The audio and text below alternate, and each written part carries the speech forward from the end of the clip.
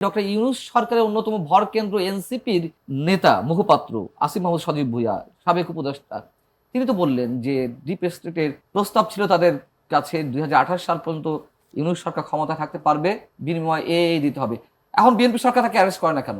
আমরা তো সন্দেহের জায়গা থেকে, সমীকরণের জায়গা থেকে আমরা ডিপ স্টেটের কথা বলে আসছি। বিভিন্ন ইনফরমেশন, দেশীয় বা আন্তর্জাতিক জার্নাল এবং যা কিছু ঘটেছে গত 20 মাসে, এবং তারও আগে সাবেক প্রধানমন্ত্রী শেখ হাসিনা বলে গিয়েছিলেন ডিপ স্টেটের কথা। হ্যাঁ, কি করতে চাইছে তারা, বাংলাদেশ থেকে কি নিতে চাইছে, বাংলাদেশকে ভেঙে একটা খ্রিস্টান রাজ্য তৈরি করতে চায়, তিনি তো স্পষ্ট করে বলেছিলেন। এই জায়গা তাকে তো ধন্যবাদ জানাই। তার অনেক সমস্যা থাকতে পারে, তিনি সত্য কথাগুলো বলতেন, মানুষের সামনে বলতেন, এটা তো সত্য কথা। আবার তার মুখের কারণেই অনেক সমস্যার সৃষ্টি হয়েছে, অনেক আমরা ক্রিটিসাইজ করেছি, এটাও সত্য কথা। কিন্তু তিনি সর্বোচ্চ আসনে থেকে ডিপ স্টেটের কথা বলেছিলেন। তিনি শুধু নামগুলো উচ্চারণ করেননি, তিনি বলেছেন সাদা চামড়ার এক লোক এসে আমার কাছে এই চেয়েছে, না হলে তাদের পরিকল্পনা আছে পূর্ব তিমুরের মতন একটা খ্রিস্টান রাষ্ট্র তৈরি করার। সেই পূর্ব তিমুরের প্রেসিডেন্টকে তো ডক্টর ইউনূস এনেছিলেন, কথা তো কেটে গেছে। কেন এনেছিলেন? দিল্লিতে কয়েকদিন আগে 6 জন ইউক্রেনিয়ান নাগরিক এবং একজন মার্কিন নাগরিক অ্যারেস্ট হয়েছে, যারা মিজোরাম থেকে মিয়ানমারে বিভিন্ন ধরনের ড্রোন সাপ্লাই দিয়েছে, অস্ত্র সাপ্লাই দিয়েছে, এবং তাদের ওই ধরনের একটা পরিকল্পনা রয়েছে।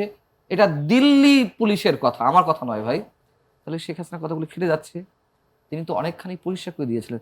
এখন এই যে ডক্টর ইউনূস সরকারের অন্যতম ভর কেন্দ্র এনসিপির নেতা মুখপাত্র আসিফ মাহমুদ সজীব ভুঁইয়া, সাবেক উপদেষ্টা, তিনি তো বললেন যে ডিপ স্টেটের প্রস্তাব ছিল তাদের কাছে 2028 সাল পর্যন্ত ইউনূস সরকার ক্ষমতা থাকতে পারবে, বিনিময়ে দিতে হবে।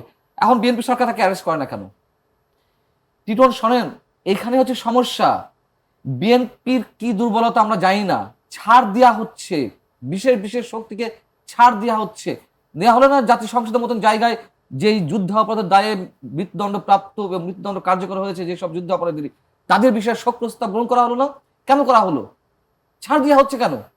এবং কি আমাদের দুর্ভাগ্য, কি ইতিহাসে কি নির্মম পরিহাস যে স্পিকারের চেয়ারে একজন বীর বিক্রম